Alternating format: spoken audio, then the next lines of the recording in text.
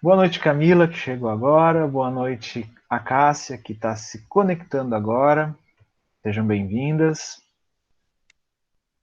É, Hoje, como a Rita falou na semana passada, eu vou conduzir. Ela está chegando de viagem agora, então, obviamente, eles têm que descansar, jantar, tomar seu banho e ficar tranquilo. Semana que vem ela está aqui com a gente. Vocês leram o capítulo, eu sei. É um capítulo longo, extenso, mas eu vou tentar fazer nessa aula mesmo, trazer os aspectos deste capítulo. Eu vou contar a história e alguns acontecimentos eu vou pontuar aqui.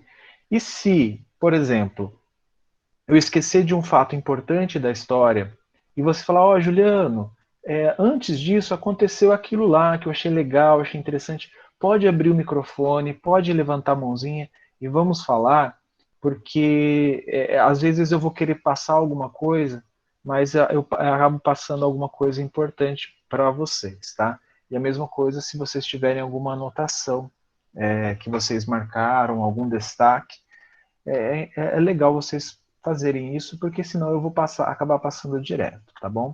E esse é um capítulo muito rico, né? Apesar de ter muito mais relato dos acontecimentos, né, importantes já para o final do livro, é importante, tem alguns aspectos muito interessantes aqui. Bom, o capítulo começa com o Paulo já em Jerusalém, nessa casa de Manasson. Né? Então, nesse momento, né, o Tiago pede para ter uma palestra com ele, e aí ele se prepara para isso, para ter essa conversa com o Tiago. Aqui, no capítulo, o Emmanuel fala que, pressentindo acontecimentos da importância naquela fase da sua existência, o ex-rabino aproveitou o dia. Opa, o Kindle desligou aqui, traçando planos de trabalho para os discípulos mais diretos. Então, aqueles que estavam em contato com ele já estava dando aquelas orientações necessárias à continuidade do trabalho, porque ele estava pressentindo, como ele diz aqui, alguns acontecimentos de grande importância. E lembrando que Paulo e Saulo, né, tanto quanto Paulo e quanto Saulo, ele trazia muitas amarguras no seu coração pelas perseguições que ele tinha sido o iniciador, né, por ele ter feito isso. Então, essas amarguras, né, sempre estavam em evidência no seu ser, e aqui ele pressentia que estava chegando o momento derradeiro do testemunho. Então, naquela noite, né, que Tiago chegou lá com ele, pediu para conversar em particular, e eles foram conversar. A conversa, né, do Tiago com o Paulo é assim. Na primeira vez que eu li o livro, eu não consegui extrair tudo isso. Né? Quando eu preparei a palestra, né, quem fez essa parte aqui foi a Rita, na palestra em 2019 sobre este livro, né, em homenagem a esse livro. Mas como a gente acabou lendo o livro todo para preparar, foi onde eu percebi a importância das atitudes de Tiago. Né? Que lá no início do livro, quando a gente lembra, quando ainda Saulo, né, foi a Jerusalém, visitou a casa do caminho e teve aquelas contendas com Tiago depois, né, que saiu de Antioquia com Tito, foi lá, o Tito teve que se submeter à circuncisão. Foi uma coisa triste para Saulo, para a compreensão de Saulo, e Saulo naquele momento, né, não compreendia a extensão dos trabalhos e dos sacrifícios de Tiago. Então, aqui, nessa conversa, particularmente, eu entendi. Eu entendi os motivos, aquilo que motivava, o que motivou, né, Tiago a ter aquelas atitudes. Né? Eu destaquei algumas partes aqui, deixa eu ver se é justamente a fala de Tiago, quando ele começa a falar. Né? É... Ah, bom, eu não achei aqui. Ah, tá. Ele fala assim, ó, compreendi, isso é Tiago, compreendi muito cedo, desde a primeira perseguição iniciada por Saulo, né, que a tarefa de harmonização da igreja com os judeus estava mais particularmente em minhas mãos. Tiago tinha recebido, vamos dizer, essa tarefa do Cristo. Ele percebeu isso por intuição, por auxílio da espiritualidade, de alguma forma, mas ele percebeu isso. Como sábios, o farisaísmo sempre viveu em uma exuberante ostentação de hipocrisia, mas convenhamos, também que é o partido dominante. Não tinha como remar contra aquilo que, contra as determinações de Roma, contra aquilo que era, vamos dizer assim, os dizeres das autoridades. Eles não conseguiriam fazer nada contra isso. Que era o partido dominante tradicional das nossas autoridades religiosas. Lembrando que naquela época, judeus eram julgados na sinagoga, gentios eram julgados pelos seus particulares, né, por algo semelhante a uma sinagoga. Enfim, eram sempre julgados de acordo com a religião que tu processava ou religião que tu nascia. Desde o primeiro dia, tenho sido obrigado a caminhar com os fariseus muitas milhas para conseguir alguma coisa na manutenção da igreja do Cristo. Então, olha o sacrifício que ele fazia, né? Aí ele até colocou, isso é fingimento? Não julgues tal. Não entenda como um fingimento isso que eu estava fazendo. Muitas vezes o mestre nos ensinou lá na Galileia que o melhor testemunho está em morrer devagarinho, diariamente, pela vitória da causa. Por isso mesmo, afiançava que Deus não desejava a morte do pecador, porque é na extinção de nossos caprichos de cada dia que encontraremos a escada luminosa para ascender ao seu infinito amor.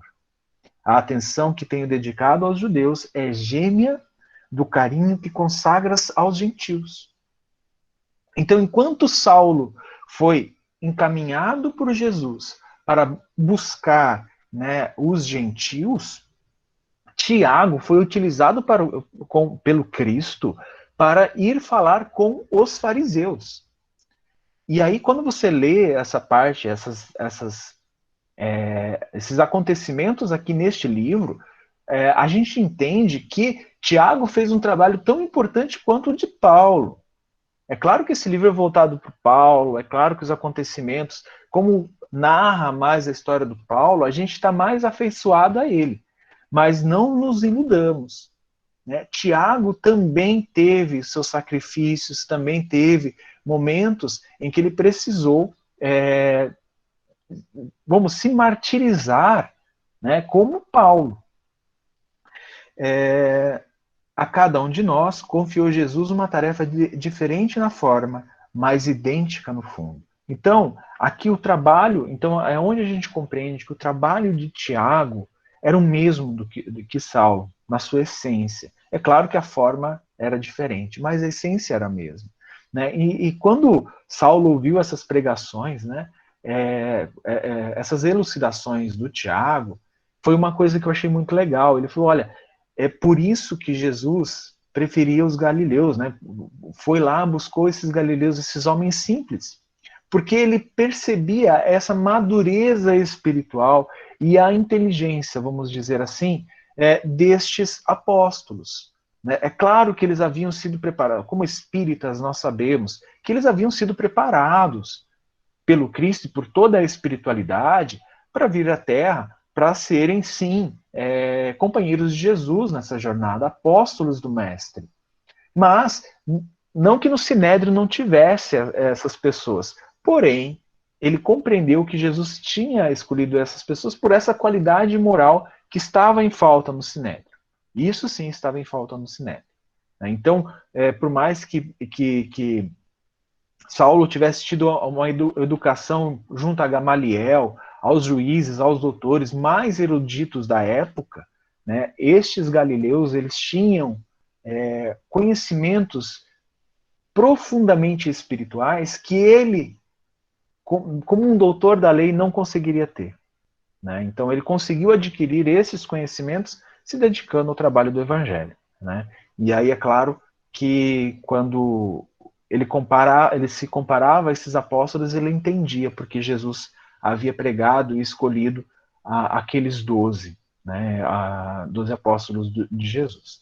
Mas antes, eu pulei uns acontecimentos interessantes aqui, que é os motivos que Tiago chamou Paulo para Jerusalém, que era a questão de, olha, há muitos anos, né, há muito tempo, a gente está conversando aqui com a sinagoga, com os fariseus, que ainda estão ofendidíssimos com os teus acontecimentos, eles, judeus orgulhosos, né, a gente sabe disso, aquele orgulho farisaico, ele estava ainda ruminando dentro da sinagoga, e eles queriam, a todo custo, a morte de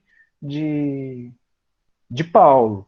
E com isso também, isso estava, vamos dizer assim, essa vingança também estava repercutindo nos seguidores do Cristo, né? Ele coloca aqui, né, que as perseguições haviam sido retornadas. Então, para apaziguar os ânimos, o Tiago, usando desse artifício, né, conversando com os judeus mais influentes, os fariseus e tal, ele conseguiu um meio termo. Ele conseguiu uma penitência, que Paulo pagaria uma penitência, se submeteria a uma penitência imposta pela sinagoga, né, para que isso amenizasse a situação, para que amenizassem as perseguições. Então, isso é uma coisa maravilhosa, né? Assim, vamos supor, isso seria muito bom para a continuidade do evangelho, né? Então, assim, Saulo sabia que ele tinha cometido, vamos dizer assim, afronta à sinagoga e sabia do orgulho dos fariseus. E ele sabia que eles iriam até as últimas consequências com isso. Então, Tiago conseguiu um meio termo. Só que esse meio termo, o que Paulo estava esperando? O martírio. Ele estava esperando o apedrejamento, assim como Estevão, né, que seria a pena que seria normalmente imposta.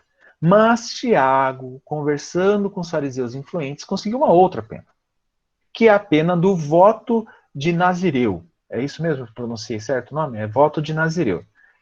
Eu não sei se vocês tiveram a curiosidade de pesquisar sobre o voto de Nazireu. Basicamente, ele é um voto, né, de purificação. E onde, porque se lembra que a gente comentou lá no início, o livro de Números do Antigo Testamento da Torá é onde dita estes rituais de purificação, alguns rituais judaicos. Tá? Então, lá no livro de Números, no capítulo 6, nós encontramos que Números foi escrito por próprio, né, ditado ou escrito por próprio Moisés, é onde a gente encontra a descrição do que é o voto de Nazireu. Basicamente, eu não vou ler ele aqui, eu estou com ele aberto aqui na tela, eu vou só mostrar para vocês, né, eu acho que é até interessante, para vocês compreenderem o que está lá no Antigo Testamento, né? Ele fala, né? Falou mais ao Senhor a Moisés dizendo, né? Fala aos filhos de Israel e lhe dirás: quando um homem ou uma mulher fizer o voto de se santificar, eu já vou explicar o que é isso, e se quiserem consagrar ao Senhor, se absterão do vinho, e aí tem um procedimento aqui. Basicamente, eles não vão comer carne, eu vou parar a apresentação aqui, não vão comer carne, não vão beber vinho, vão ter que raspar a cabeça. Tem uma coisa importante, né, que é aqui, não pode tocar em nada morto, cadáveres, eles não podem tocar em cadáver. Se acontecer de uma pessoa na frente dele, vier a falecer, eles vão ter que começar o processo tudo de novo, e tem mais uns detalhes aqui.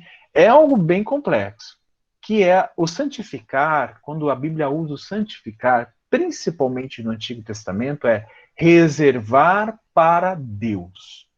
É o momento que você vai reservar para Deus. Né? Quando você vai se santificar, seria te reservar a Deus.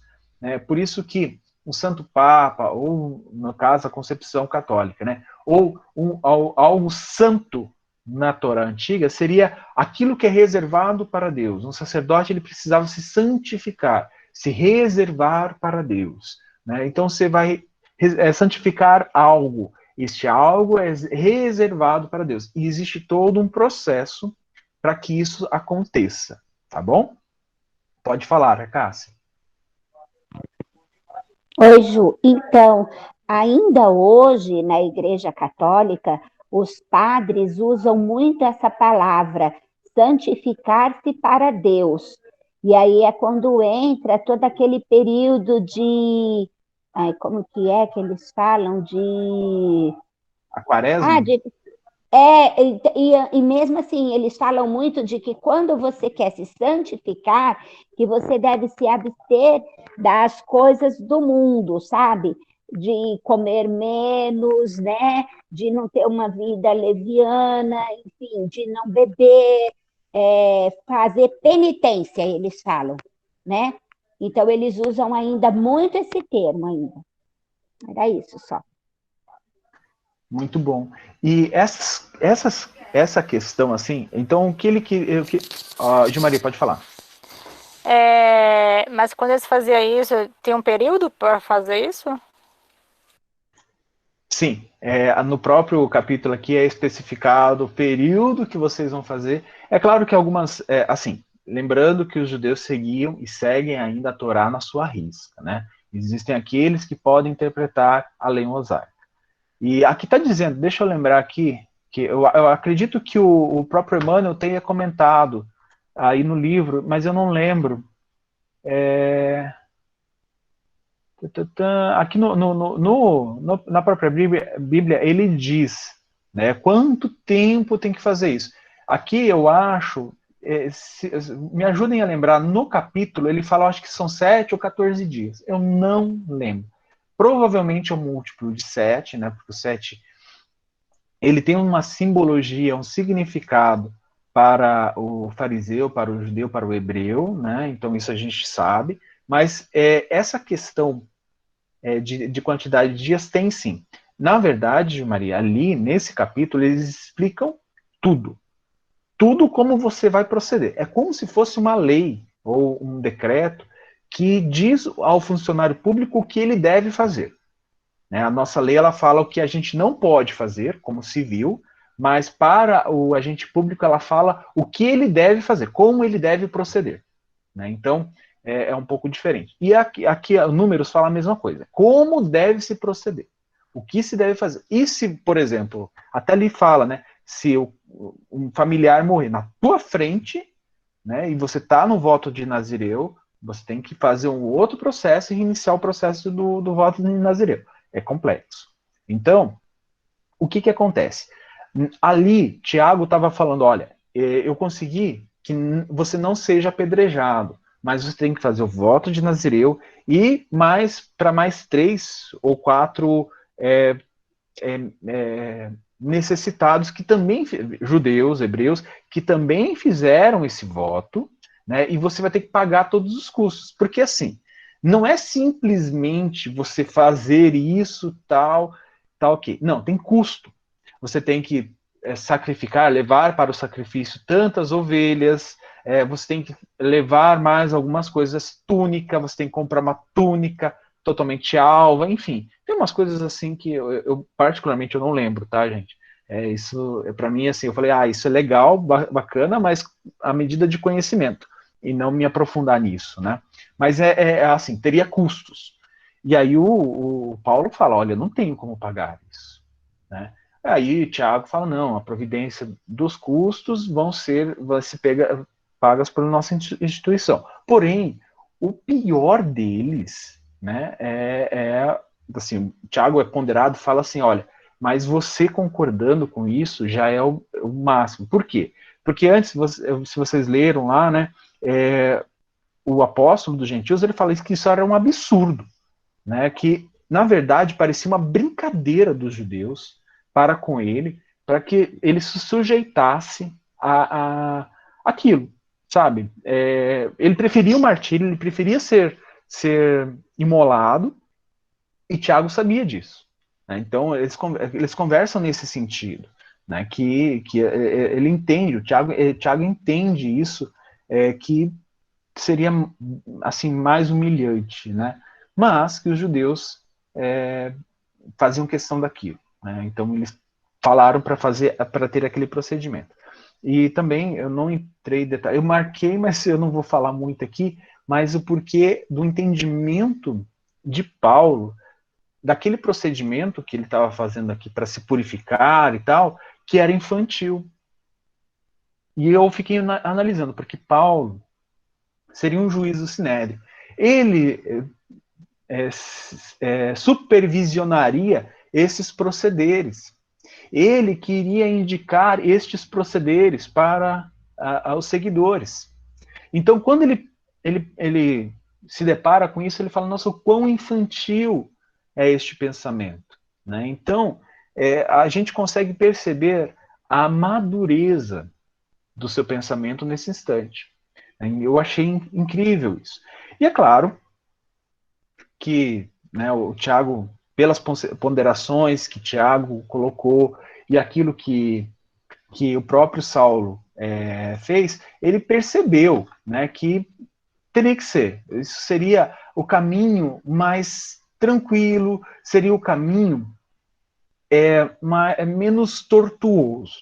Né? Então, principalmente para as perseguições que ele havia iniciado e que estavam agora tendo continuidade. Então ele fala, não, beleza. Ele não falou beleza, tá, gente? Isso é uma coisa que eu falo, mas ele concordou com isso e se sujeitou. Né? Então a igreja pagou tudo e estava acontecendo lá. Né? Nos primeiros dias os judeus, né, os fariseus lá já reconheciam, mas tem que ter um detalhe importante. Esta cerimônia, esta purificação, que também se realiza no templo, tá? Então não é só uma coisa em casa, não é só algo para ele fazer no local dele. Ele tinha que ir lá no templo, fazer um procedimento, que aqui também descreve o que é, só que não era no átrio público. Aquelas coisas que a Rita mostrou para a gente, a divisão do templo, não era lá no público, onde Estevão foi martirizado, né? Onde as mulheres poderiam ir também, né? Nada disso. Era um lugar especial. Né? Então eles foram nesse lugar especial, que ali estavam os fariseus mais influentes, e principalmente aqueles mais orgulhosos que alimentavam a ira ainda contra Saulo.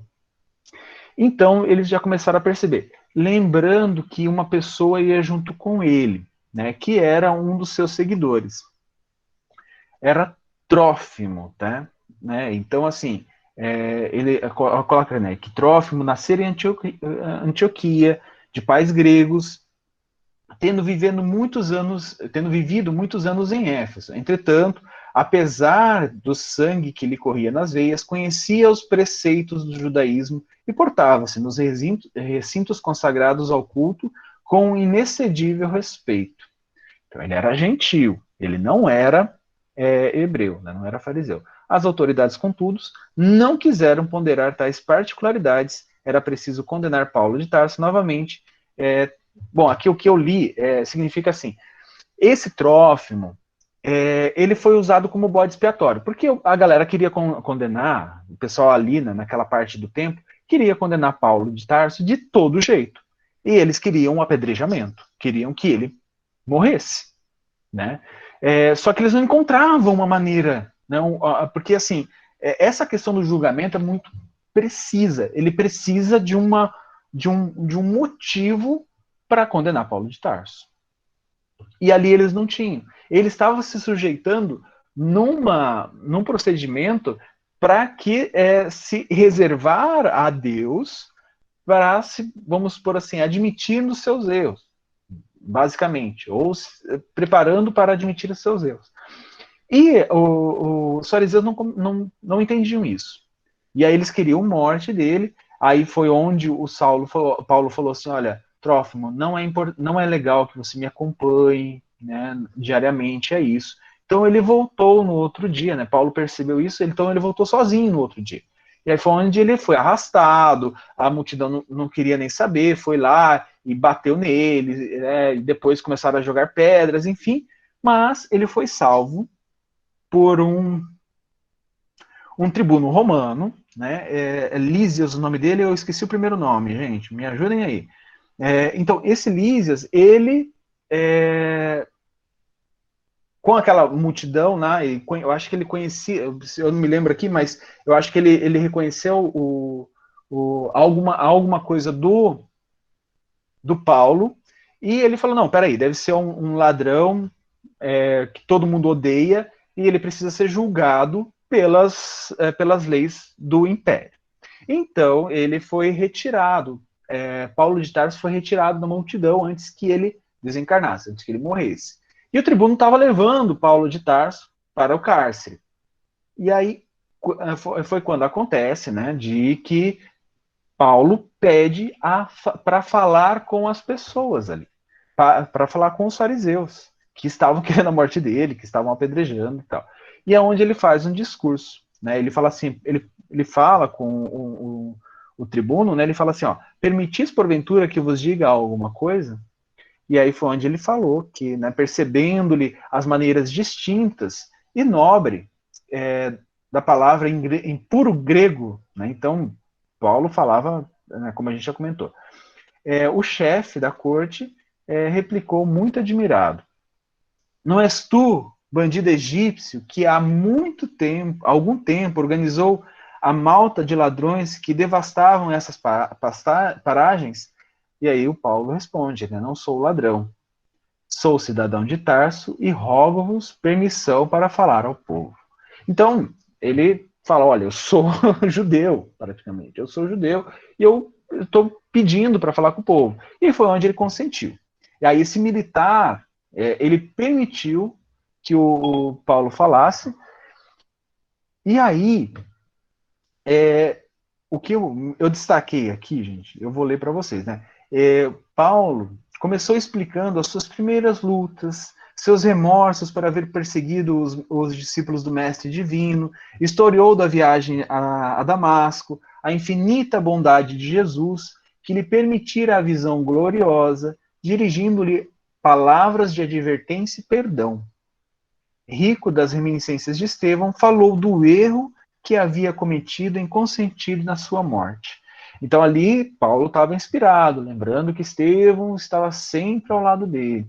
Então aquele magnetismo de Paulo e as palavras bem articuladas, né? Porque ele falou em puro grego, ele estava falando ele falou em grego com o soldado romano, e quando ele falou ao povo, ele falou em hebraico, né? Então ele estava falando para o seu povo. E aí é onde esse tribuno romano, né, mandou chamar o tribuno, esse soldado romano, né, ele mandou chamar o tribuno Zelfos, né, para que conseguisse organizar junto à Torre Antônia, lá onde ele vai ficar em cárcere, começasse a organizar um corpo de soldados para que não deixasse que a multidão voltasse a flagelar Paulo. Então, o tribuno consegue fazer isso muito bem e ele vai para o cárcere. As pessoas ficaram todas enfurecidas, mas aqui diz, né, que esse tribuno jogou a cavalaria para cima do povo e acalmou os ânimos mais exaltados, né? Aí, aqui... Opa. Desculpe, gente, não deu para desligar antes. Mas aqui ele fala, né, que do discurso de Paulo, né, depois do relatório da conversão, começou a falar da grandeza do Cristo.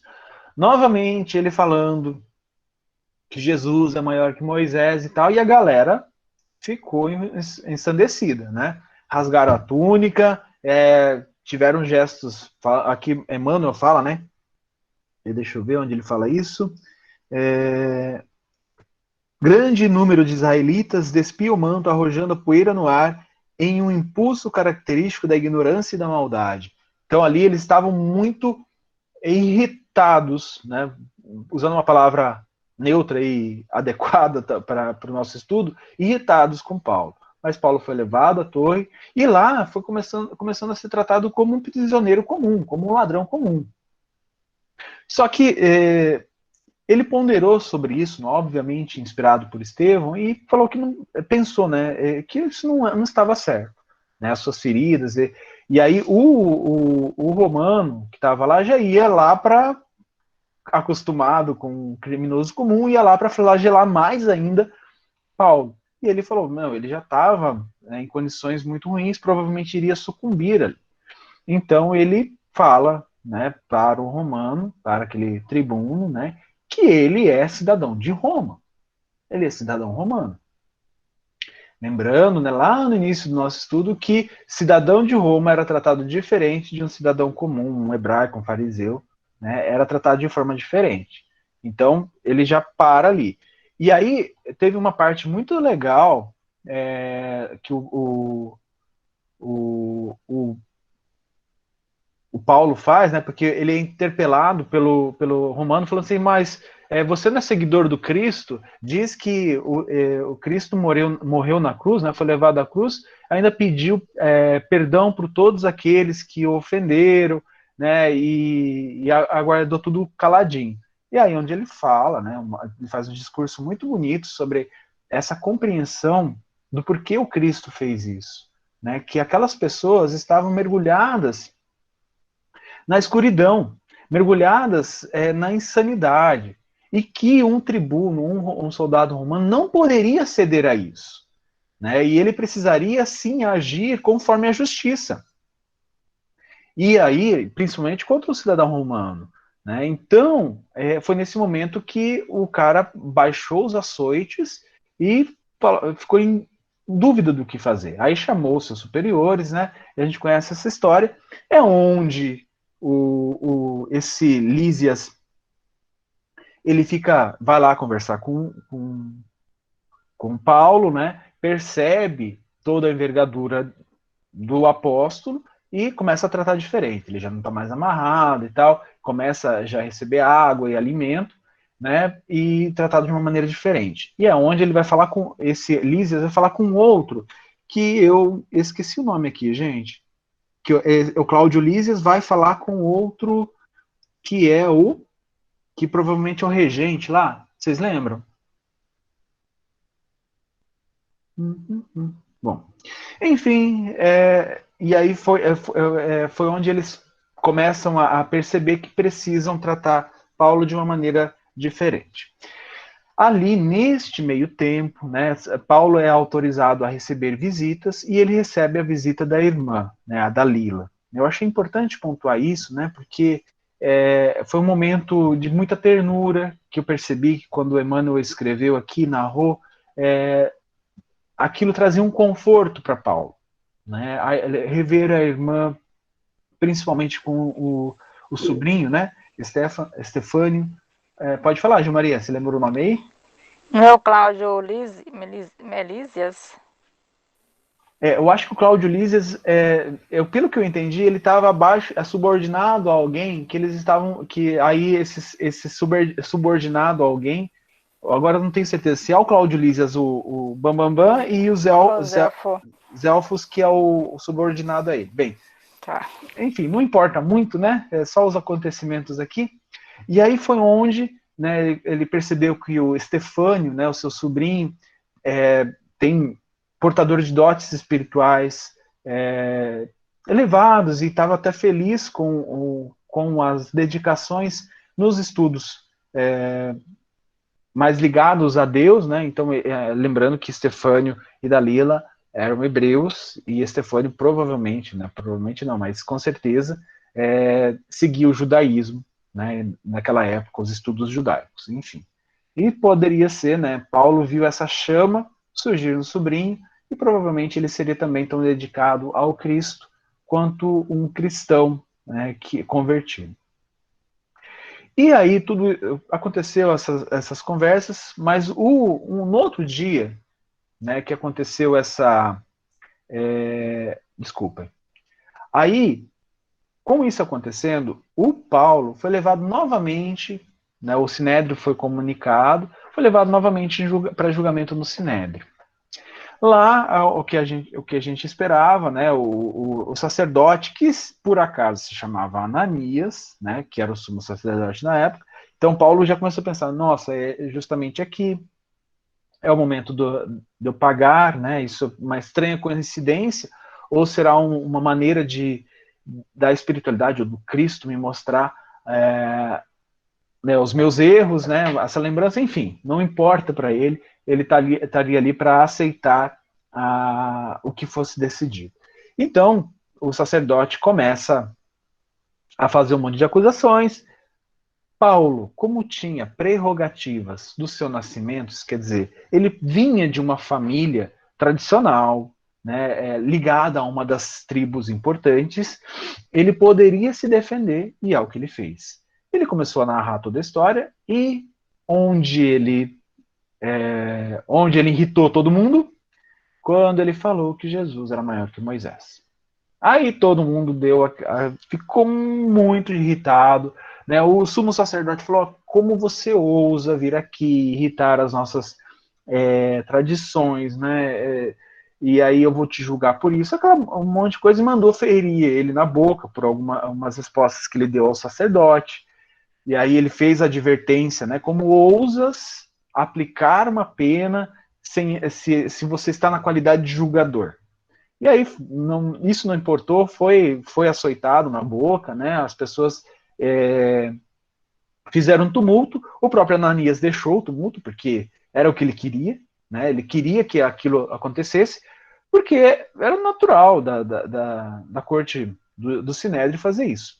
Porém, contudo, o Lísias, né, o Cláudio Lísias, ele pediu para que Ananias intervisse. E aí foi onde Ananias interveio, né, pedindo para o pessoal acalmar, e continuou o julgamento. Só que Paulo se defendendo, Lísias, mais uma vez, irritou todo mundo e tal, né, o Paulo. Lísias percebeu que ali não ia dar em nada, né, que aquilo ali era simplesmente um teatro, né? E aí o que ele faz? Olha, adia o julgamento, porque aqui não dá mais para continuar, e aí daqui a 3 dias iria ser marcado uma nova reunião do Sinédrio, e o julgamento iria ser retornado. O que aconteceu? O Ananias não queria fazer isso, mas cedeu porque era um pedido ligado ao governante ali da província.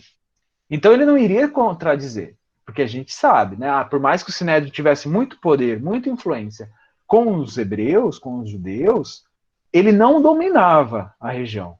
Jerusalém estava sob o jugo romano. Então ele tinha que obedecer à autoridade máxima romana naquele lugar, que naquele momento era o Lísias. E aí ele pede para Paulo volta ao cárcere, acompanhado dos soldados, e aí os judeus ficaram irritadíssimos, né, querendo invadir a torre, e aí onde começa o burburinho, né, no outro dia, de que os judeus mais exaltados ali estavam querendo sim a morte de Paulo, e iriam conseguir, juraram que iriam conseguir, nem que tivesse que assassinar o próprio Lísias. Essa informação chegou até Paulo pelo sobrinho, Estefânio, e aí o Paulo fala com o soldado: olha, este jovem tem algo para falar com Lísias, né, com Cláudio Lísias. Ele é levado lá, o Cláudio Lísias ouve tudo o que Estefânio fala, né, e aí ele dá umas advertências para Estefânio, mas ele fica assim: nossa, ele é sobrinho do Paulo, né, é um jovem ainda, deve estar criando caraminholas na cabeça, mas alguém bate a porta. Quem bate a porta? Lucas. Então Lucas, desculpa, Lucas não, Tiago bate a porta. Isso, obrigado, Tati. Tiago bate a porta, né? E aí era um velho conhecido do Cláudio Lísias, porque eles já haviam sido consultados, né? Já tinham cedido vários favores. Tiago já tinha conseguido vários favores para Cláudio Lísias, né? Tinha concedido vários favores. Então era uma pessoa querida por Cláudio Lísias, e Tiago repetiu as mesmas coisas que Estefânio. E aí foi onde ele se preocupou. E aí, como Cláudio Lísias sabia que o velhinho, né, o Tiago, ele era portador de grande sabedoria, ele se aconselhou com ele. E aí o que poderia fazer? Então, o Tiago fala, né, olha, eu não só por Paulo, que eu tenho um carinho muito grande, mas eu temo pela tua segurança também. Eu conheço a maldade, né? Emmanuel não usou essa palavra, mas eu conheço a maldade dos fariseus. Então isso pode sim, né? Eles podem sim conseguir um malfeitor, um assassino, para te matar. Então o que acontece? Ali Cláudio Livres fala, não, peraí, vou seguir o conselho de Tiago, vou pegar Paulo e vou levar para Cesareia, longe de Jerusalém, longe dos tentáculos do Sinédrio.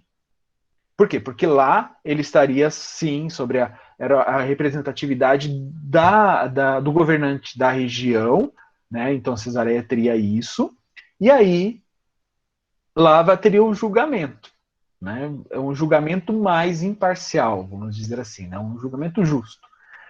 E aí, na mesma noite, isso ia acontecer, né? Porque eram 3 dias, a gente já estava no outro dia, logo, eles estavam pensando em alguma coisa mais rápida, né? E isso provavelmente ia acontecer na sessão, na retomada do Sinédrio, quando Paulo fosse levado novamente a julgamento. Então, ele mobilizou 400 homens. Gente, 400 homens é muita coisa. 400 homens, 400 guerreiros, né? Soldados. E levou essa comitiva, levou Paulo para Cesareia. Chegando lá, né, quem recebe lá é o comandante lá da região. Deixa eu ver aqui, como é que é o nome dele, gente? Vocês me desculpem, mas eu sou muito ruim de nome grego, agora que eu percebi.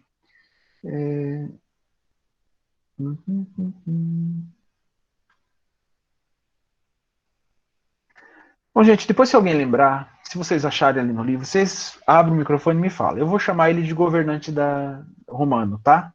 Aqui ali em Cesareia. O que aconteceu? Lá chegando, isso chamou 400 soldados para levar um homem, chamou atenção. Né? Então esse governante já olhou com outros olhos, né? Tratou Paulo bem, e aí, ciente de toda a história, ciente de tudo que estava acontecendo, este governante quis ouvir o Sinédrio. E aí ele falou, olha, juízes do Sinédrio, venham para Cesareia para acusar, né, para reivindicar, para ter o julgamento necessário. Bom, e o Sinédrio foi lá, feliz, porque ia reaver Paulo, né, e aí ia julgar, porque agora estaria já sobre as ordens do governador da região, não teria mais Cláudio Lísias para poder impedir nada, porque já teria a autorização do governador da região, e foram lá. Aí o Ananias foi o próprio Ananias, né? O Emmanuel coloca aqui, né? 5 dias depois da remoção do apóstolo, o próprio Ananias fizeram a questão de chefiar o conjunto de autoridades do Sinédrio e do templo. Então, o próprio Ananias foi lá. Uma coisa interessante aqui, né? Que eu destaquei. Isso, Félix. Obrigado, Gilmaria. O governador da região romana é o Félix, tá? Então, Emmanuel pontuou uma coisa interessante que eu marquei aqui. Os velhos rabinos, conhecendo o poder da lógica e a formosura da palavra do ex-doutor, de Paulo, fizeram-se acompanhar de Tertulo, uma das mais notáveis mentalidades que cooperavam no colendo sodalício. Então, esse Tertúlio era assim, tipo, o Paulo de Tarso que eles tinham. Né? Por quê? Porque lembre lá no início que Paulo de Tarso, Saulo no caso, né, era o orgulho da raça. Ele era um homem inteligente, eloquente, articulado, um homem bonito, e era um orgulho, né? Iria virar um juiz, provavelmente muito cedo. Né? Então, esse seria o novo Paulo de Tarso para eles. Porém, né, a gente, vendo a história aqui, vê que toda a argumentação de Tertúlio, ela não foi capaz de chegar à altura que Paulo de Tarso alcançava. Então, Félix ficou, né, magnetizado com aquilo que o o Paulo falava, né? E aí o que acontece? Eu tô me localizando aqui, mas eu vou continuando a história e qualquer coisa eu vou destacando. Com isso, né, o Félix falou assim, olha, percebeu que ali o que estava acontecendo não ia ser um julgamento justo. E fascinado pelo esse magnetismo do Paulo, né, o que ele fez? Ele falou assim, olha, então vamos aguardar o momento oportuno para ter um julgamento justo. E deixou o povo do Sinédrio de mãos vazias, né, vou dizer assim. E aí eles tiveram que voltar, cabecinha baixa, né, e aqui Emmanuel relata, né, que o pessoal não gostou do que o Tertúlio falou, né, fez e tal, que o trabalho dele foi muito insatisfatório, e aí o povo se revoltou contra esse tal de Tertúlio, né? Deixa eu ver aqui. Ah, sim. Então, tem uma coisa muito importante aqui, deixa eu ver em qual momento. Isso, foi onde o Félix falou assim, ó, por hoje basta, meus familiares... Ah, não, gente, desculpa, tô avançando muito aqui. Então, o Félix, percebendo aquela eloquência, né, começou a tratar Saulo de maneira diferenciada. Lá, com Cláudio Lísias, ele já estava recebendo alguns amigos mais próximos, recebeu a própria irmã Dalila, né, recebeu o sobrinho. Ali também, depois deste episódio, com os juízes do Sinédrio, o Félix começou a tratar diferente Paulo. Né? Então, Paulo já estava recebendo os amigos, permitia que as cartas, né, as epístolas, viessem e Paulo respondesse. Então, teria esse contato direto com as igrejas, que foi muito bom. Certo dia, Félix, percebendo, né, que poderia tirar algum proveito dos contatos, né, vamos dizer assim, de Paulo, ele teve aquela conversa maliciosa com Paulo sobre isso. Só que o nosso personagem, o nosso apóstolo dos gentios, jamais iria ceder, né, nesses enganos, jamais iria contrariar esses desígnios sagrados da lei. E eu acredito que mesmo como Saulo de Tarso, ele não iria fazer isso, sabe? Eu acredito que ele tinha essa questão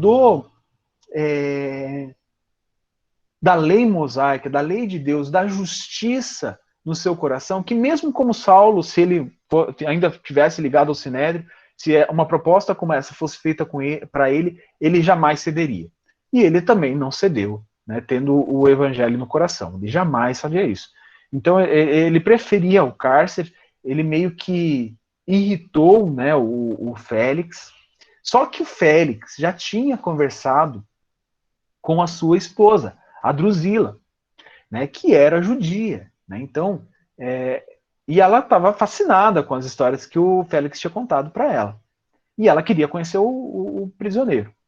E aí Félix não conseguiu se esquivar, teve que levar sim levar Paulo para conhecer Drusila conhecê-lo, né?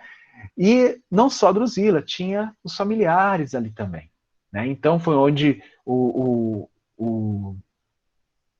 Paulo faz um discurso muito legal, né? Eu achei muito bacana, é onde ele fala, né, o Félix fala que ele não acredita em Deus, e aí o Paulo faz um comentário que eu achei audacioso, né, falando que aquelas pessoas que dizem, né, não acreditar em Deus é porque temem o julgamento, né, porque temem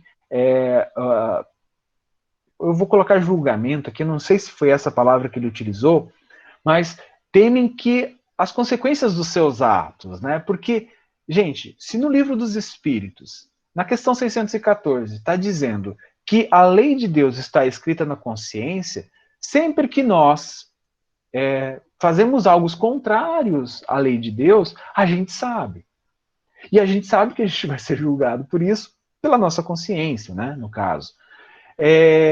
Então, aqui, isso deixou o Félix muito desconcertado. Né? Então, onde o Félix encerrou aquela reunião, né, com os familiares, e ele tinha prometido para ele mesmo que ele não ia mais mover uma palha para ajudar Paulo. Não ia mais. Aí, né, onde ele fala, né, por hoje basta, meus familiares poderão ouvir-vos de outra feita, se lhes aprouver. Né? Então, foi naquela parte lá onde ele falou, pois quanto a mim, não creio na existência de Deus. Aí, bom, eu vou ler aqui a parte que eu acabei de comentar. Né? Ele fala assim, ó, agradeço a delicadeza da vossa declaração e, todavia, senhor governador, ouso encarecer-vos a necessidade de ponderar o assunto, porque quando um homem afirma não aceitar a paternidade do Todo-Poderoso, é que, em regra, se arreceia do julgamento de Deus. É muito ousado ali. Né? Eu tremi na base quando ele falou isso. Eu falei, agora mandou matar. Mandou matar, já era. Não aconteceu isso, né? Só a ira do Félix foi só o momento de não fazer mais nada pelo Paulo, né? Que já foi uma boa coisa. Vamos deixar dessa forma. E Paulo, percebendo já que, né, que já não poderia mais ir para Roma, né? Foi onde começa aqui, perceber que não cabe mais ele ir para Roma. E aí ele fala, não, mas espera aí, se a espiritualidade me falou que eu vou para Roma, acontecimentos ainda vão suceder-se para que eu vá para Roma. Eu confio plenamente nos desígnios de Jesus.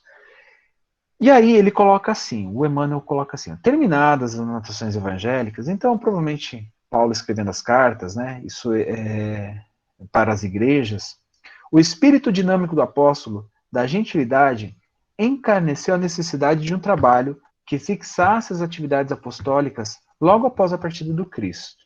Ele queria um relato de tudo que estava acontecendo desde a partida do Cristo e tudo que estava se sucedendo ainda. Porque aqui a gente está no cristianismo vivo. Aqui a gente está nos acontecimentos principais da propagação do Evangelho, né? Após o desencarne do Cristo.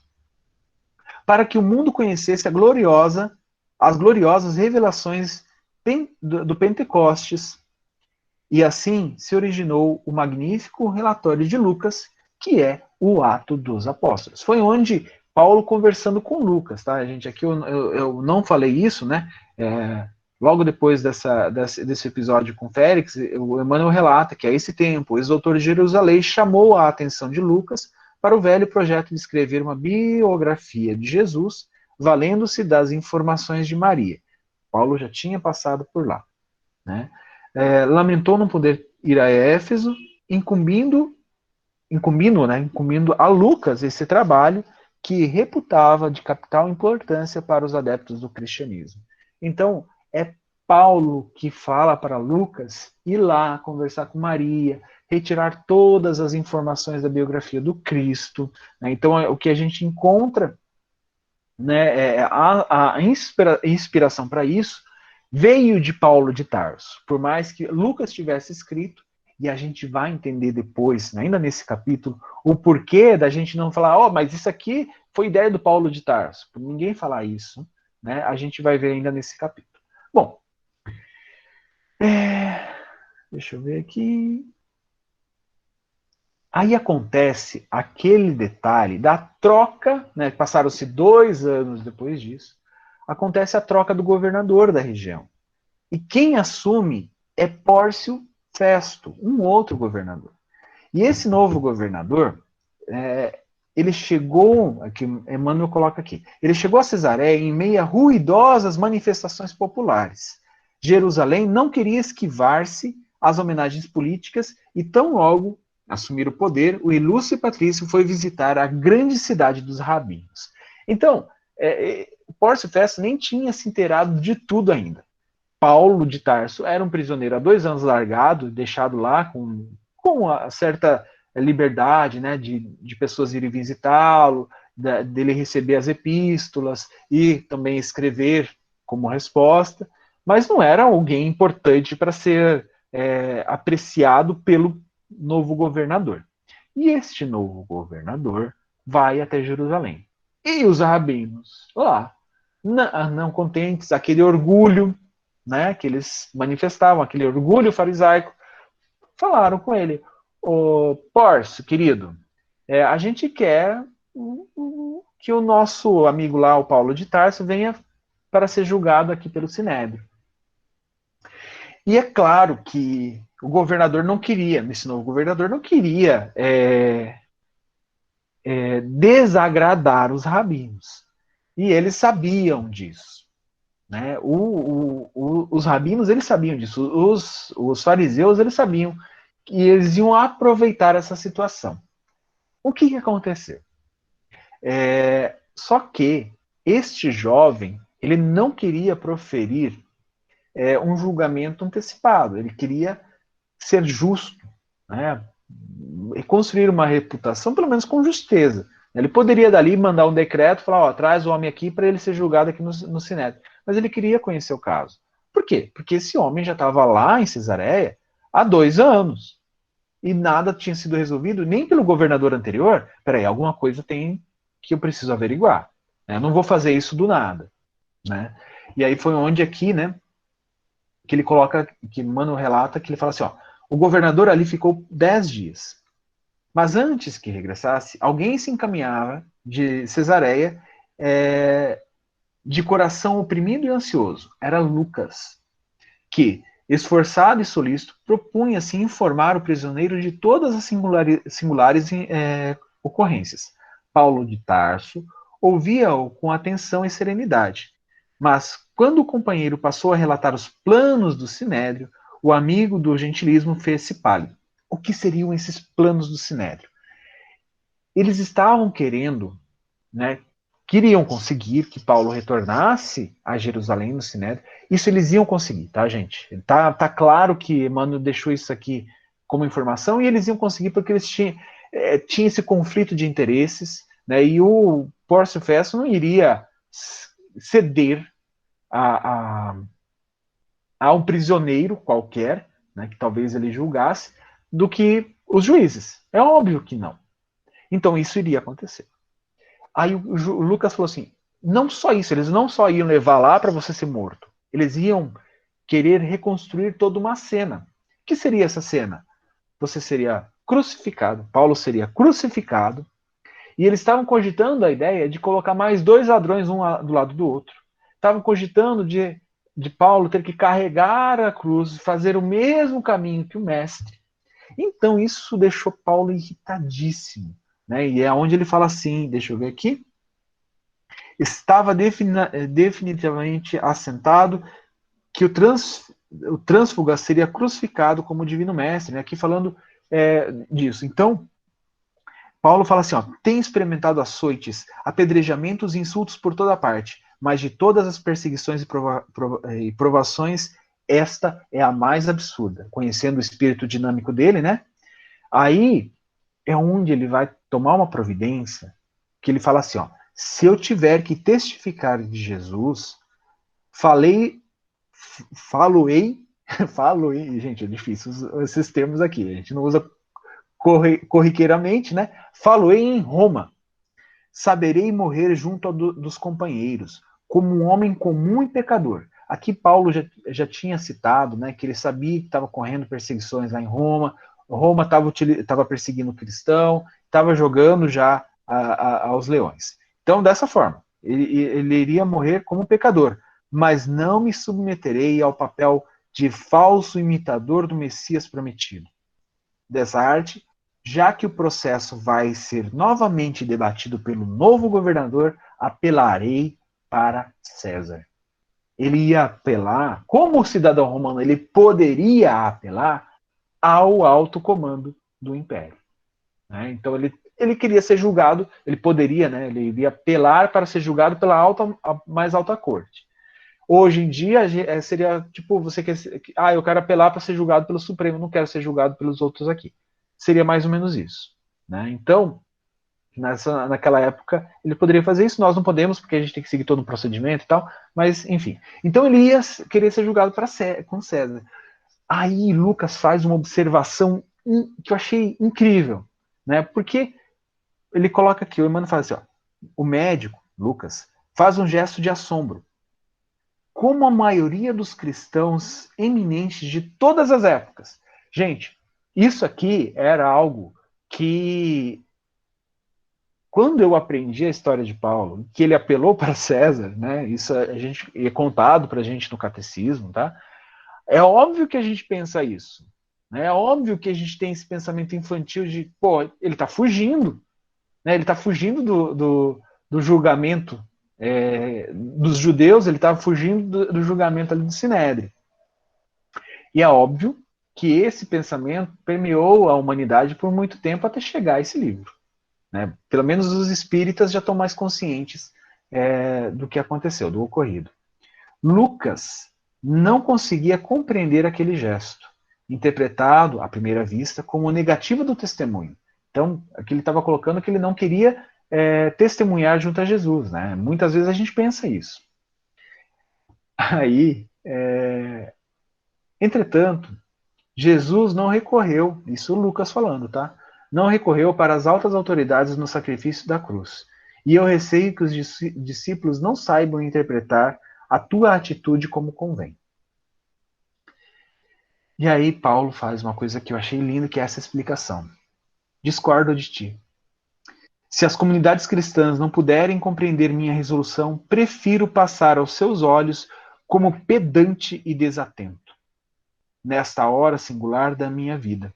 Sou pecador e devo desprezar o elogio dos homens. Se me condenarem, não estarão em erro. Né? Então ele sabia exatamente do que ele estava se passando. Sou imperfeito e preciso testemunhar nessa condição verdadeira de minha vida. De outro modo, seria perturbar minha consciência, provocando um falso apreço humano. Então, a gente, né, que acompanhou essa história desde o início, lá nos primeiros capítulos, conhecendo essa personalidade de Paulo, conhecendo todas a sua dedicação, conhecendo, sim, as suas renúncias, tudo isso a gente entende agora essa atitude do Paulo. Né? Ele eu sou um pecador, mas eu não vou me sujeitar a eles me colocarem como se eu tivesse na mesma condição que Jesus, ou que isso poderia sim ser interpretado dessa forma, como se eu quisesse ser um imitador de Jesus. Né? Então eu não quero me sujeitar a isso, e eu não quero que isso seja registrado na história dessa forma. Eu prefiro apelar para César, se passar por um covarde, do que se sujeitar a ter a história, né, como se fosse um imitador do Cristo. E aí Lucas ficou impressionado, né, mas compreendeu. E o que aconteceu, gente? Obviamente, veio novamente a comitiva, né, que acompanhavam já o Pórcio Festo, e começou, né, o julgamento. O Paulo faz umas ponderações interessantíssimas aqui, mas pelo adiantar da hora a gente não vai comentar sobre isso, né? Eu só vou colocar um ponto que eu destaquei aqui, que ele fala assim, ó. Os representantes do judaísmo discutiam acaloradamente entre si. Alguns cristãos...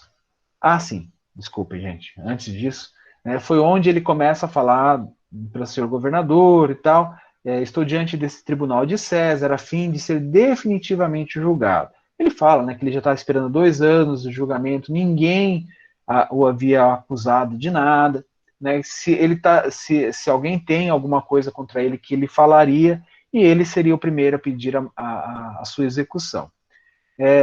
E aí ele coloca assim, ó, reconhecendo essa valiosa circunstância e invocando meus títulos como cidadão romano, embora creia sinceramente em vossas deliberações sábias e justas, apelo desde já para César.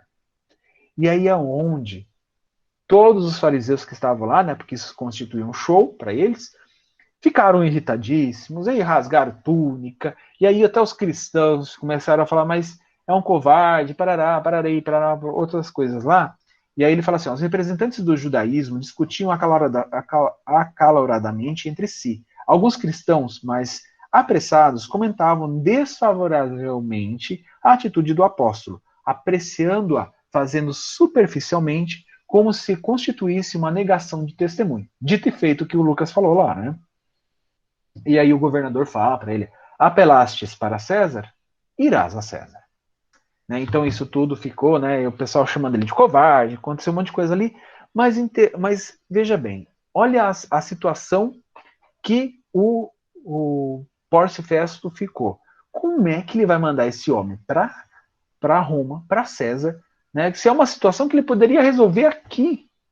Ele já pensou em incomodar o alto comando do Império com uma situação tão pífia? Como deixou chegar a isso? Né? Bom, enfim. O que ele até Emmanuel coloca, né? Como proceder? Todavia, decorridos alguns dias, Herodes Agripa e Berenice vinham saudar o novo governador em visita cerimoniosa e imprevista.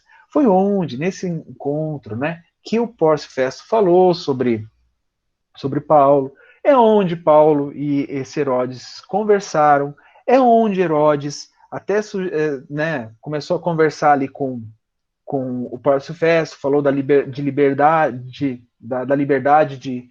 de Paulo, mas, né, conhecendo toda essa personalidade de Paulo, ele entenderia que Paulo jamais iria aceitar a liberdade, sendo que ele pediu para apelar para César.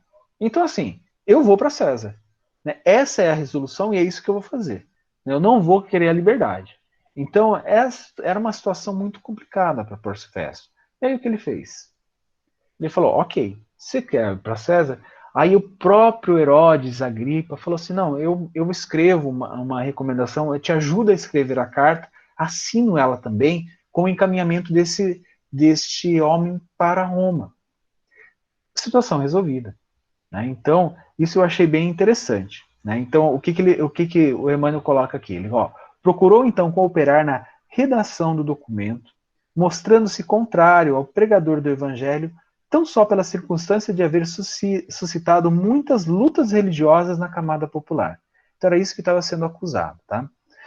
Se, em desacordo com a unidade de fé colimada pelo Sinédrio, como baluarte defensivo das tradições do judaísmo. Para isso, o próprio rei assinara como testemunha, emprestando maior importância às alegações do preposto imperial. Pórcio Festo registrou o auxílio extremamente satisfeito. Estava resolvido o problema de Paulo de Tarso, e Paulo de Tarso poderia partir com a primeira leva de sentenciados para Roma. E aí, gente, eu tô falando muito, eu tô cansado, mas vamos lá. Ele fala assim, todos os amigos, isso é Emmanuel, todos os amigos de Cesareia foram mobilizados no serviço das comovedoras mensagens que o ex-rabino dirigiu às amadas igrejas, menos Timóteo, Lucas e Aristarco, que propunham acompanhá-lo à capital do Império. Então, o pessoal ali começou a copiar as cartas e enviar para as igrejas que Paulo tinha escrito. Ele já sabia, né, dessa resolução de ser encaminhado para César, ele ia ser encaminhado para César, tudo estava sendo resolvido, então as cartas começaram a ser agilizadas, vamos dizer assim. Né? E alguns dias depois, aconteceu já essa remoção, e o Emmanuel comenta aqui que quando o tecelão de Tarso, apoiado no braço de Lucas, reviu palidamente a tela clara e barulhenta das ruas. Isso aqui ele saindo do cárcere, tá? Indo já para o barco que iria levá-lo até Roma. Afagando a esperança de uma vida mais alta em que os homens pudessem gozar fraternidade em nome do Senhor Jesus. Seu coração mergulhava em doces reflexões e preces ardentes, quando foi surpreendido com uma compacta multidão que se premia e agitava na extensa praça à beira-mar. Então, Paulo viu aquela multidão que vinha, né, de outras igrejas, mas principalmente de Jerusalém, para estar com ele ali nesse instante. Né? Então, eram muitas pessoas, eram crianças, eram velhos, eram mendigos, eram pessoas bem humildes, e aí essas pessoas falando para ele assim, não deverias partir. E aí ele com muito pesar no coração, né, o pessoal falando assim, quem nos ensinará doravante a sermos filhos do Altíssimo? Então, o que Emmanuel coloca aqui, aqueles carinhos do povo que lhe falavam brandamente a alma, significavam mais significavam que já não era o algoz implacável que até então não pudera compreender a misericórdia divina. Traduziam a quitação do seu débito com a alma do povo. Então aqui eu pontuei essa questão, porque aqui Emmanuel deixa registrado que ele já tinha, vamos dizer assim, como o ditado popular, lavado a alma. Até aquele instante, ele se achava um pecador para com o povo, que tinha compromissos, né, que conseguiu,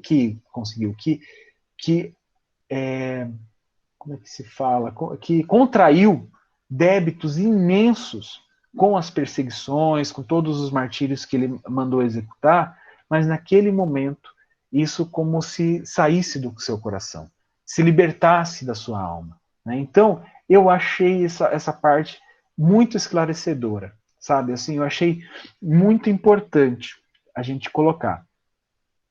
E aí, depois de tudo isso, ele fala, né? Infelizmente, chegou o momento de partir. Ah, não, isso quem fala é o Júlio, que é o centurião que estava junto com ele, né? Então, Paulo já era querido por aquele centurião, né? Então, ele chega ao momento deles irem. Deixa eu ver onde eu parei aqui.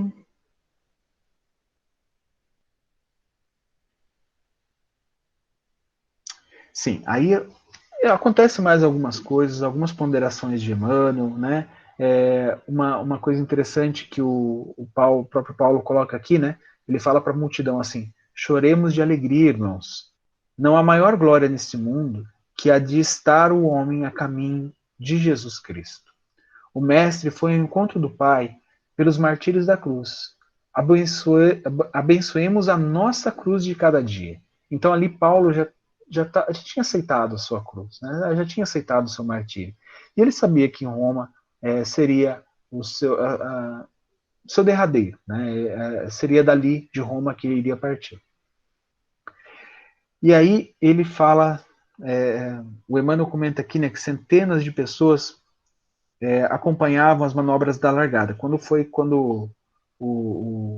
apoiado ainda no Lucas, né, Paulo entrou dentro do barca, né, o Júlio estava acompanhando, o Júlio que era esse soldado romano, né, e aí a barca começou a partir. Eu destaquei algumas coisas importantes aqui nesse finalzinho que eu acho legal. Paulo de Tarso descansava o olhar no campo de suas lutas acerbas, meditando nos longos anos de viltas e reparações necessárias. Recordava a infância, os primeiros sonhos da juventude, as inquietações da mocidade e os serviços dignificantes do Cristo, sentindo que deixava a Palestina para sempre. Eu chorei nessa parte, é óbvio, né? Mas aqui tranquilo. Mas assim, eu me coloquei no lugar de Paulo, né?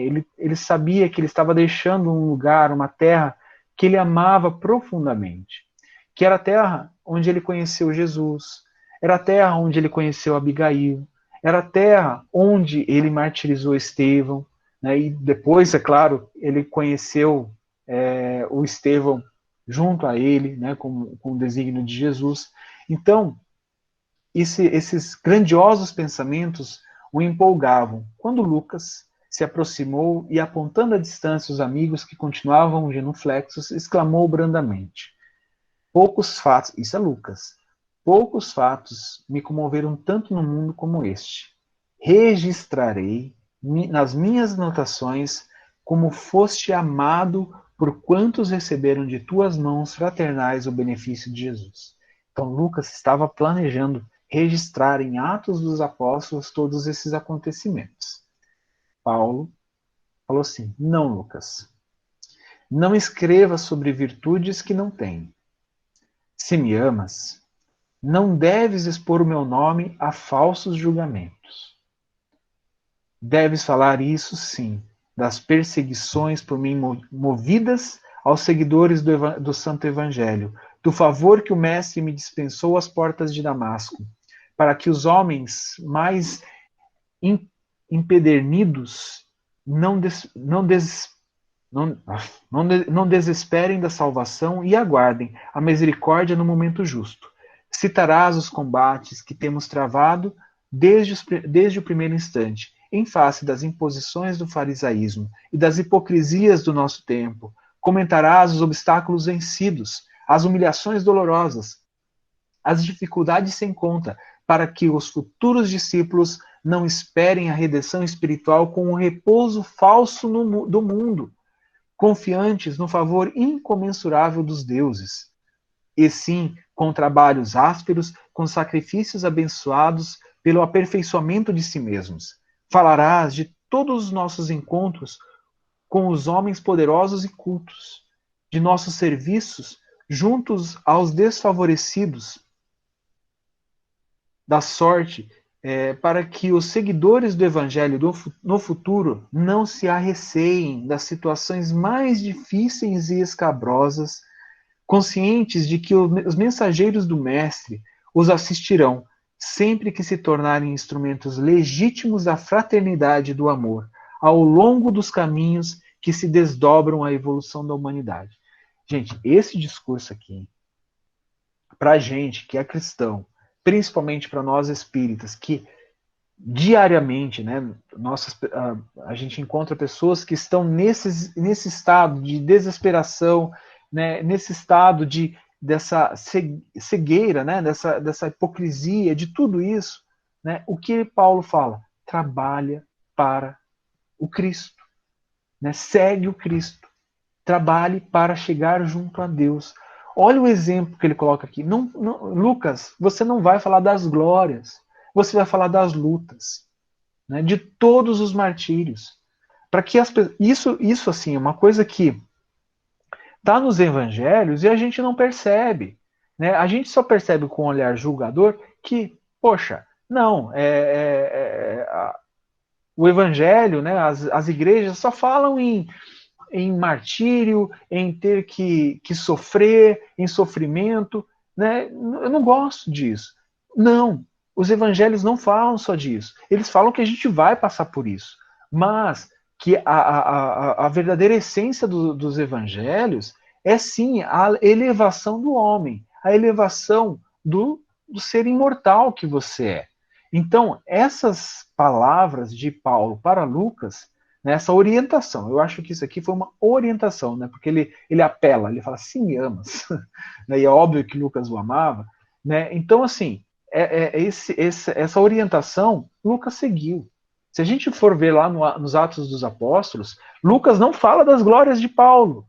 Isso é interessantíssimo, gente. Porque, veja, a gente está com um livro desse tamanho, a gente passou por tantos estudos, viu tantas coisas lindas que Paulo fez, né, coisas maravilhosas que aconteceram, né, e em nenhum momento a gente encontra essas glórias nos apóstolos, no Atos dos Apóstolos. Então, é óbvio que Lucas seguiu à risca esses conselhos, né?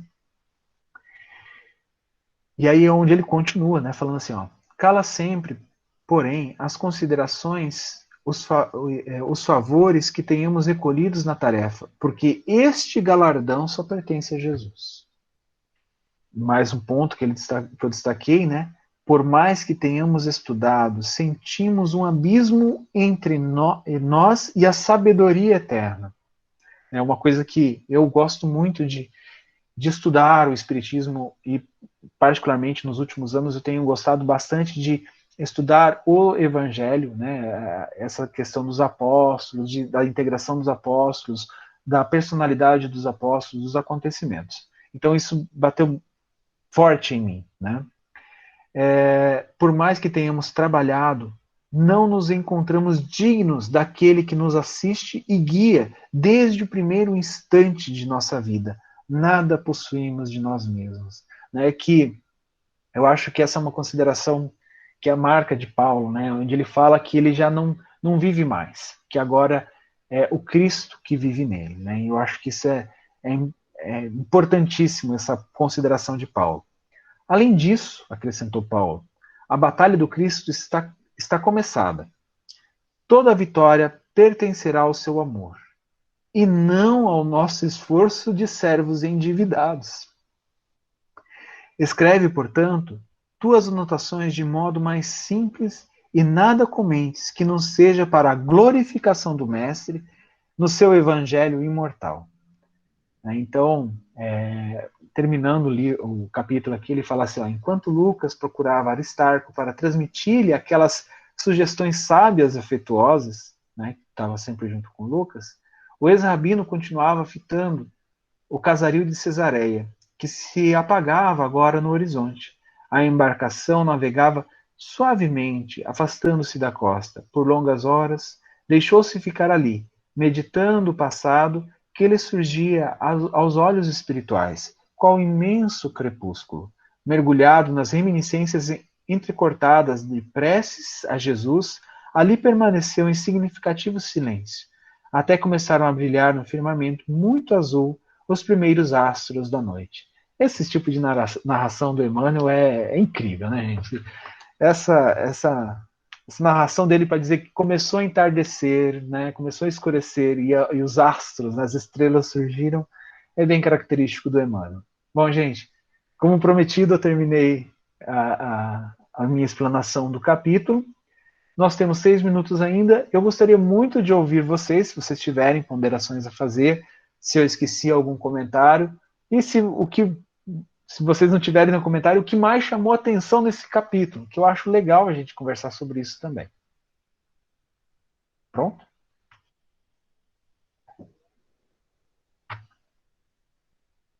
Ninguém? Tudo bem, gente, não tem problema, não se sintam... pode falar, Tatiana. Assim, eu tenho, assim, é mais uma dúvida que eu fiquei, porque eu assisti uma palestra hoje do Haroldo, que ele estava falando das epístolas, né? Aí ele citou, assim, até anotei para mim não esquecer, que Paulo não formou igrejas, e sim comunidades, assembleias.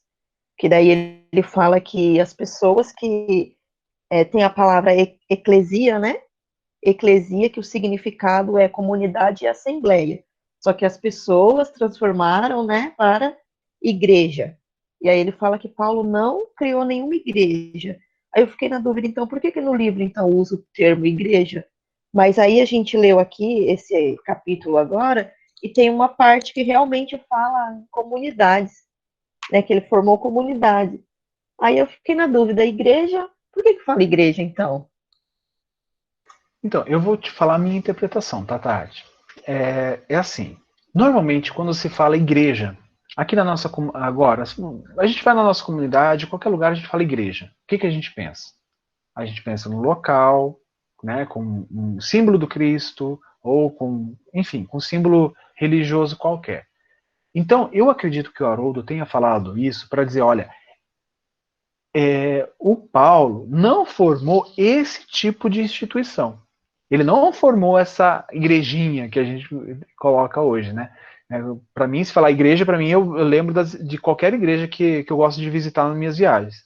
Mas o Emmanuel coloca a igreja num outro sentido, na minha visão, tá? Ele coloca dessas comunidades. Da mesma forma que lá no início do Espiritismo, Kardec, conversando com, né, montou aquela comunidade e falando que o ideal para o Espiritismo era seguir o modelo, né, que estava lá da Casa do Caminho e da propagação do Evangelho como Paulo, que eram pequenas comunidades que estudariam o Evangelho e aplicariam a caridade.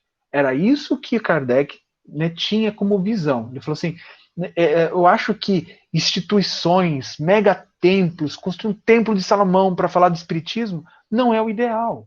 O ideal são pequenas casinhas. E aí por isso que você vê, você não tem nenhuma mega casa espírita gigantesca, Best Master Plus. Não tem. Você tem, claro, se você vai numa FEB da vida, numa FESP da vida, é grande os coisas lá, né? Mas por causa da população das cidades. Mas normalmente você vai... São Sebastião tem 2, 3 casas espíritas, né? E olha o tamanho da cidade. Né? Caraguá tem 7, 8 casas espíritas. Né? Olha o tamanho da cidade. Então, assim, o que eu vejo que Paulo, né, desculpa, que Emmanuel estava colocando aqui, é que igreja, na concepção do Emmanuel, eram essas comunidades. Eram pequenas comunidades, pequenas assembleias que se reuniam para falar e discutir do Cristo. É mais ou menos o que eu ouço falar das formações das casas espíritas. Ah, nossa casa começou com a reunião lá na casa de fulana. A gente se reunia para estudar o evangelho, a gente se reunia para estudar os livros da codificação e também para auxiliar mediunicamente, espiritualmente, as pessoas que procuravam, chegavam até nós, os casos que chegavam até nós. Então é mais ou menos assim que acontecia. E aí a gente lembrando dos acontecimentos dos capítulos anteriores, né, Paulo chegava, pregava, as pessoas eram recusadas das sinagogas, as pessoas lá sentiu afinidade, olha, vamos lá em casa estudar isso que você está falando, que isso é muito interessante. Me interessei, né, o magnetismo de Paulo. Então, a minha visão, tá, Tatiana, é isso. Eu acho que o Haroldo se dirige a igrejas no modelo como nós, na nossa mentalidade contemporânea, classifica. E aí, quando o Emmanuel usa a igreja, ele está usando aquilo que o Haroldo falou de assembleia, de comunidade, de pequena reunião de pessoas afins. Falei certo, Cássia? O que você acha? Sim, Ju, você falou certo. Desculpa, eu também me engasguei. Você falou certo, Ju. E realmente Kardec ele orienta para que a gente forme pequenas casas, não casas muito grandes, porque a fraternidade, o companheirismo, ele é muito mais fácil de existir em pequenas comunidades, em pequenas casas, do que em casas muito grandes. E isso eu já pude ver em casa maior, que realmente acaba ficando meio que mais frio o relacionamento dos trabalhadores. E o que eu vejo também, que o Haroldo deve ter falado, Tati, é que Paulo ele não formou igrejas no sentido daqueles dogmas, entendeu? Que existe muito nas igrejas cristãs, sejam elas protestantes ou não, enfim, todas elas têm muito dogmas. E Paulo não criou esse tipo de igreja. Ele criou comunidades para se estudar o evangelho do Cristo, para se fazer a caridade, como o Juliano falou. Nesse capítulo de hoje, para mim, o que fica mais evidenciado é a transformação de Paulo, o que de fato ele entendeu. Porque quando ele diz que não que ia apelar para Roma, porque ele não queria ser comparado a Jesus, porque ele não merecia isso, sabe? No meu ponto de vista, a intenção dos. Agora esqueci o nome lá dos chefes lá do judaísmo, né? Que o que eles queriam era, tipo, ridicularizar a Cristo e a Paulo, porque Jesus estava ganhando espaço. Então, dois Jesus, da mesma forma, isso ia se tornar banal. Então, ia fazer enfraquecer o cristianismo. E ia ridicularizar tanto a Jesus quanto a Paulo. E aí, quando ele disse, não, ele entendeu isso. Paulo conhecia muito bem a mente, né, deles lá. Então, quando Paulo percebeu isso, ele falou: não, eu não posso ser comparado a Jesus, eu não posso permitir que isso aconteça. Então, ele usou de inteligência e de humildade quando ele pediu para ser, quando ele apelou a César, pediu para ser levado, então, para ser julgado em Roma. Pena que muitos não entenderam isso, né? Mas tá aí. Graças a Deus nós temos um Chico Xavier, um Emmanuel, que nos trouxe todas essas informações. Era isso que eu queria dizer, Ju. Com certeza, Cássia, com certeza. Bom, meninas, são 20h32, nós passamos 2 minutos do nosso horário. Antes, pode falar, Camila. Peraí, só um pouquinho. Deixa eu mudar de ambiente, né? Não, na verdade, eu não sei se eu já fiz esse comentário aqui, mas acho muito interessante dessa leitura, principalmente, vocês não estão escutando bem, né? Sem o fone, você escuta melhor? Sem o fone? Porque eu já... em, em conversas, né? Principalmente eu conversei há um tempo atrás com uma conhecida, e, e ela, a gente falando sobre os apóstolos, sobre Cristo, mas ela não é do espiritismo, é de uma religião protestante. E aí ela comentou assim, eu não. Na verdade, Paulo, apóstolo, eu falei, né, da leitura do livro, é o apóstolo que eu, assim, não me afinizo. Minha irmã também não. E aí eu fiquei assim, né, boiando mesmo, assim, mas por que não se afiniza? Eu não entendi. E aí eu fui tendo esse entendimento. No momento em que ela falou, foi no momento em que teve aquelas reações de Paulo com Pedro, sabe? Quando ele, naquela fase lá do Tiago e do Pedro e tal. E aí eu dei essa explicação para ela. Falei, isso aqui não está na Bíblia. Aí aconteceu isso, essas coisas. E o Paulo, né, estava passando por aquele momento ainda assim, se observando, vendo as suas reações, e se arrependendo e aprendendo e tal. Mas aí agora, dando essa continuidade, né, na leitura, eu consigo entender por que que alguns, talvez, né, por poucos detalhes ou falta de entendimento, mas nessa leitura desse livro a gente tem mais informações, né, importantes para poder entender esses, vamos dizer, julgamentos em relação ao apóstolo. É isso. Com certeza, Camila, assim, e principalmente os protestantes e outras religiões da vertente evangélica, eles estudam muito. Então, inclusive os Atos dos Apóstolos, que a gente viu a orientação que que Paulo deu a Lucas, né? Então, é só para muito boa essa colocação, né? Eu acho que quando a gente pode instigar a pessoa a buscar novas evidências, novos conhecimentos, é interessante isso, né? Eu acho que esse livro vem muito a calhar, principalmente para a gente conversar com essas pessoas, né? Então, é sempre, claro, usando da ponderação, mas falar, olha, dá uma pesquisada nisso, né? É um livro maravilhoso, você não vai falar sobre espiritismo, vai falar sobre a vida de Paulo. Normalmente é assim que eu falo para as pessoas com quem eu tenho contato. Só, Camila, lembrei agora. Eu vi que você mandou uma pergunta, né, um comentário sobre a carta aos Coríntios, né, lá no grupo. Eu não respondi essa semana porque eu estou bem atribulado com alguns trabalhos, mas eu achei interessantíssima a pergunta e eu vou responder essa semana lá no nosso grupo, tá bom? Qualquer coisa a gente conversa na semana que vem durante a aula.